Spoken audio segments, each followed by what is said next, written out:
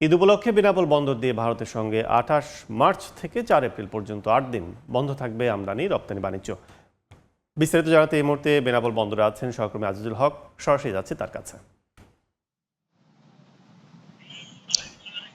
সড়কপথে ভারত বা বাংলাদেশের মধ্যে যে আমদানি বা রপ্তানি বাণিজ্য হয়ে থাকে তার ৮০% হয়ে থাকে এই বেনাপোল এবং ভারতের পেট্টাপোল বন্দর ব্যবহার করে।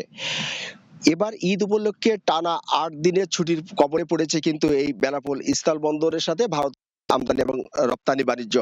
তবে এ পথে ঈদ উপলক্ষে টানা ৮ দিন আমদানি এবং রপ্তানি বাণিজ্য বন্ধ থাকলেও দুই দেশের মধ্যে যে পাসপোর্ট জাতি যাতায়াত ব্যবস্থা সেটি স্বাভাবিক থাকবে বলে কিন্তু আমাদেরকে জানিয়েছেন বেনাপোল ইমিগ্রেশন কর্তৃপক্ষ। ঈদ উপলক্ষে ৮ দিন ছুটি পেয়ে আমরা দেখতে পেয়েছি এখানকার যারা বন্দর কাস্টমস ইমিগ্রেশন বা বাণিজ্যের সাথে সংশ্লিষ্ট যারা যে সমস্ত প্রতিষ্ঠান আছে সে সমস্ত প্রতিষ্ঠানের কর্মকর্তা কর্মচারীরা কিন্তু তারা ইতিমধ্যে কিন্তু যে ছুটি কাটানোর জন্য গ্রামের বাড়ি যাওয়ার যে পরিস্থিতি সেটি কিন্তু গ্রহণ করেছেন।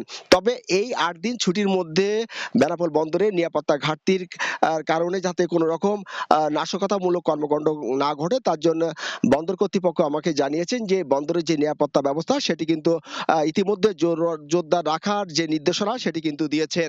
বন্দরের নিরাপত্তায় কাজ করছে আর্ম ব্যাটালিয়ন পুলিশ এবং আনসার সদস্য এবং বন্দরের যে বেসরকারি নিরাপত্তা সংস্থা আছেন সেই বেসরকারি নিরাপত্তা সংস্থা।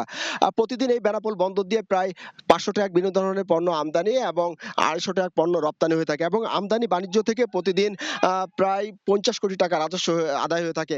এই টানা ৮ দিন বন্ধের কারণে কিন্তু আমদানি বাণিজ্য ঘাটতি বা রাজস্ব ঘাটতির একটি শঙ্কা আছে।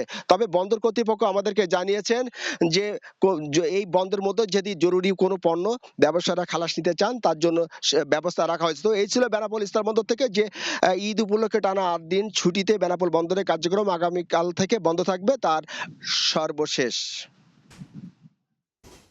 এখন সরাসরি ছিলাম বেনাপোল স্থল বন্দরে।